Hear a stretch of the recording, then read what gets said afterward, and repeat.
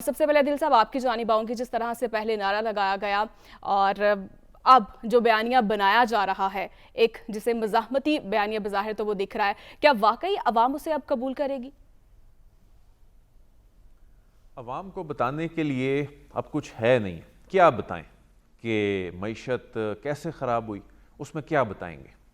उसमें ये बताएंगे कि जो मेरे पिछले 3 अदवार थे उसमें क्या क्या कुछ होता रहा, और ये जो पीडीएम हुकूमत बनी उसके जो मुआशी टीम को की ड्राइविंग सीट पर बैठी हुई शख्सियत थी, वो उनकी मुआशी टीम के को लीड करने वाली शख्सियत है। वो क्या बताएंगे कि मईशत अभी हालिया कैसे ख़राब हुई? कोई हल है उनके पास? अगर हल होता तो वो बताते। वो नेशनल सिक्योरिटी पे क्या बताएंगे? वो अफ़गानिस्तान की जो सिचुएशन है, जो थ्रेट्स हैं, सिक्योरिटी थ्रेट्स हैं, उस पर क्या बात करेंगे? उनके पास कौन है इस टीम में? तो ये सबसे आसान तरीका है, यही करती हैं ये सियासी जमातें। पाकिस्तान तहरीक इंसाफ ने भी यही किया कि एक दूसरे पे इल्ज़ाम लगाए, इन्होंने भी यही किया। अब ये एहतसाब का नारा कि जी 2 शख्सियात, साबिक आर्मी चीफ, साबिक DGISI, 4 जजेस, इस तरह तो मामलात नहीं चल सकेंगे, बल्कि ये किसी खुशफहमी में है। देखें माजी, आप देखें तारीख में कि फ़ौज ने अपने साबिक आर्मी चीफ के साथ हमेशा खड़ी हुई है। अगर ये इस तरह से बात करके नारा लगा के आएंगे तो ये इनकी खुशफहमी है कि इनको कहीं से सपोर्ट मिलेगी, बल्कि सपोर्ट नहीं मिलेगी, बल्कि इनके मामलात ख़राब होंगे।